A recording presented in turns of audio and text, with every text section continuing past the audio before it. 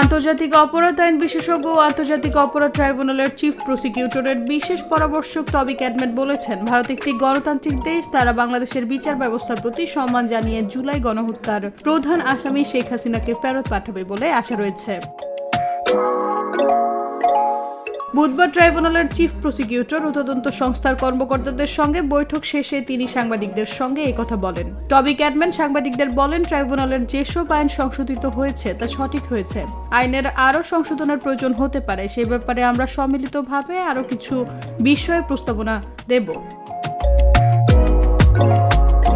শেখ হাসিনাকে ফিরিয়ে আনার প্রসঙ্গে জানতে চাইলে তিনি বলেন, ভারত যেহেতু একটি গণতান্ত্রিক রাষ্ট্র, আশা করি তারা বাংলাদেশের রুল অফ লর প্রতি শ্রদ্ধা দেখাবে। বাংলাদেশ থেকে যদি শেখ হাসিনাকে আনুষ্ঠানিকভাবে ফেরত চাওয়া হয়, সেটার প্রতি শ্রদ্ধা জানিয়ে ভারত শেখ হাসিনাকে ফেরত পাঠাবে। শেখ হাসিনার বিচারের ব্যাপারে বাংলাদেশ যে আইন আছে, আন্তর্জাতিক অপরাধ ট্রাইব্যুনালের আইন অনুযায়ী তার বিরুদ্ধে ফর্মাল চার্জ গঠন শেষে রিকোয়েস্টের পর যদি ফেরত না পাঠানো হয়, তাহলে শেখ হাসিনার অনুপস্থিতিতে তার বিষয়ে বাংলাদেশ সরকার বিবেচনা করবে। যদি প্রয়োজন হয়, সে ব্যাপারে আন্তর্জাতিক অপরাধ আদালতের সহযোগিতা নেওয়া যায় কিনা তা বাংলাদেশ সরকার ঠিক করবে।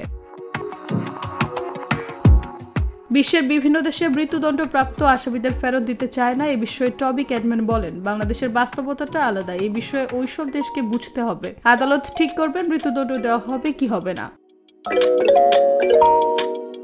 নিউজ ডেস্ক, ভোরের পাতা, ঢাকা।